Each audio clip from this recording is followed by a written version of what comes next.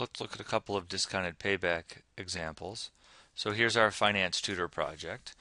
And recall the expected cash flows are negative 165 at time zero. That's our initial investment of 165. Then in years 1, 2, and 3, we expect 65,000, 70,000, and 90,000.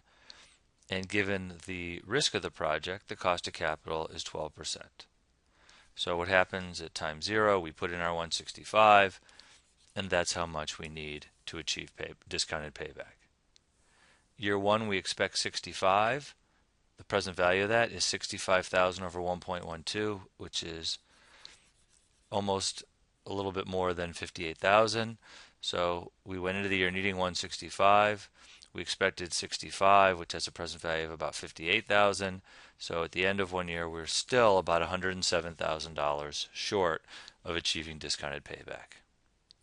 Year two, we expect 70,000, but it's in 2 years, so the present value is 70,000 divided by 1.12 squared.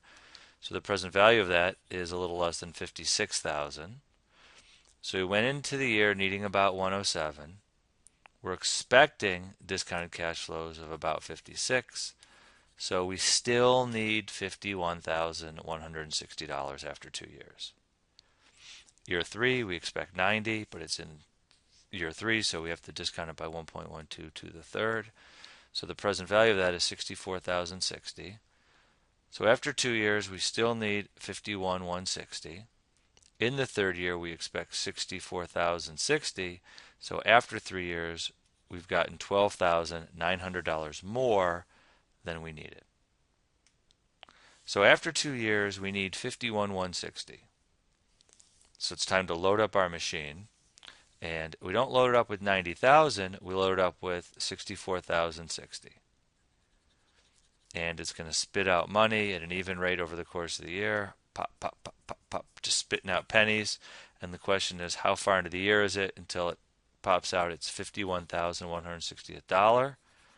You divide, and you can see it's 8/10, 81/100ths of the way into the year. So discounted payback is 2.8 years.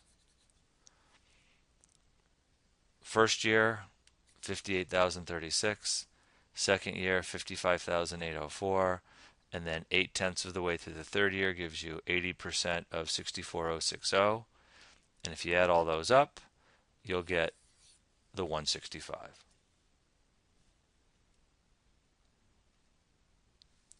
So now let's look at the Boston multiplex problem. It's going to pay 550 today, and then 1, 2, 3, 4 years, you'll get 100, 200, 300, and 400. And we're going to base our decision on discounted payback. Cost of capital is 23.4%. That is relevant because we're looking at discounted payback. And the limit is 3.4 years. So let's put it all together. Put in 550, so we need 550. And again, the cost of capital is 23.4. So in year one, when we expect 100,000, the present value of that's about 81,000. So we need 550. Year one, we expect 100,000. It has a present value of about 81. So we're still about 469,000 short. Year two, twice as good, 200,000. But we don't get to simply divide by 1.234 because it's year two. So it's 1.234 squared, and the 200,000 is worth about 131. Need 469. You expect 131, so you're still about 337, 338 short.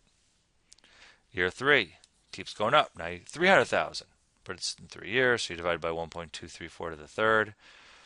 And even though we expect 300,000, it's only worth about 160. 337.6.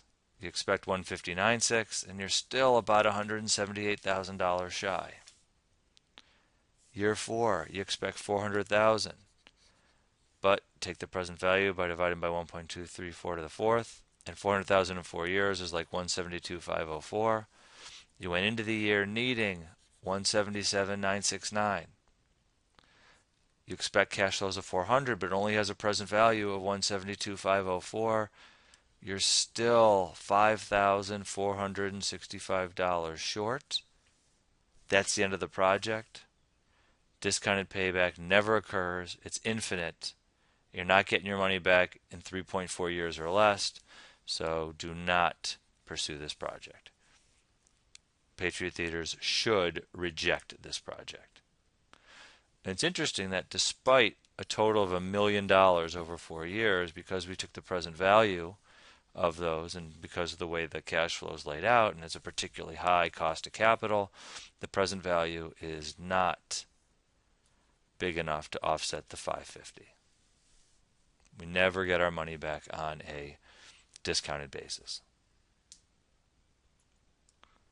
So what are some of the strengths of discounted payback and the rule that are not strengths of regular payback? So how have we improved on things? Well, number one, it recognizes the time value of money. We just saw that in the example that the 100,000 in a year wasn't treated as 100,000. It was treated as 100,000 over 1 plus r to the first.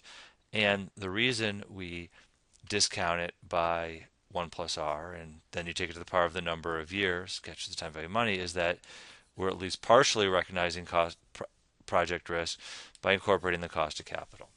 So the project that we just looked at had a cost of capital of 23.4%, which is consistent with the risk of the project. Had it been a less risky project, it would have been a lower cost of capital, and we might actually have been able to achieve discounted payback. So it does at least partially take risk into account. And one of the improvements on it is that if you have conventional cash flows, negative NPVs will not be accepted. And the reason is that the discounted payback for a negative NPV project is infinity. So let's look at why. So remember, the cash flows for conventional is negative, and then everything after that is 0 or positive. Well, if a project has a negative NPV, what it means, and this is true for all projects, is that the present value of what is coming in, magnitude of the present value of what's coming in, is not as big as the present value of what's going out. You're putting out resources that are greater than what's coming in. Well, when you have conventional cash flows, all of the resources that go out happen at time 0.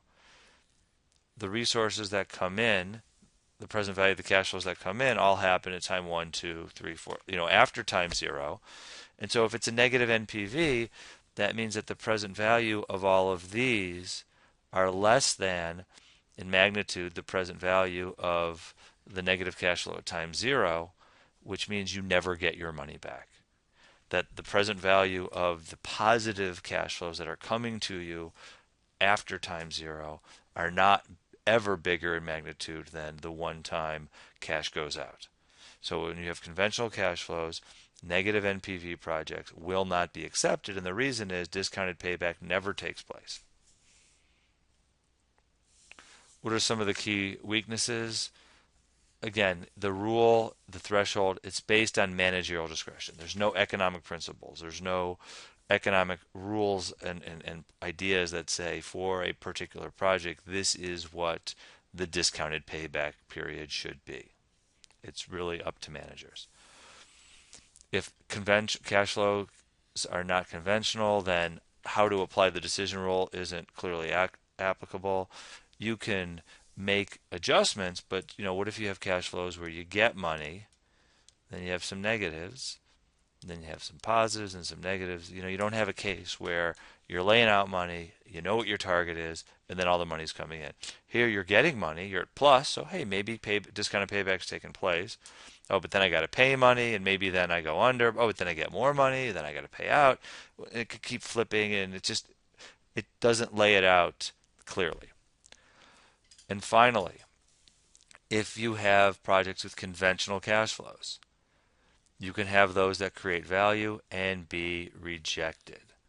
So suppose we have a project negative and then positive 0, positive, it's got conventional cash flows, and suppose those cash flows are minus 100, 0, 0, 0, 0, and then you have, I'll use 9, so it's obviously $999.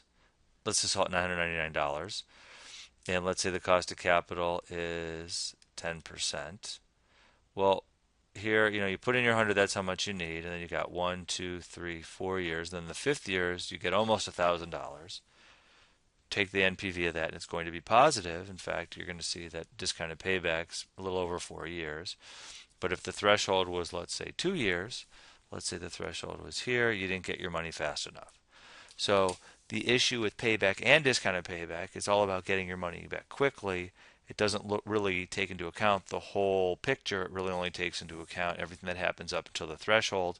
And so you can still reject good projects.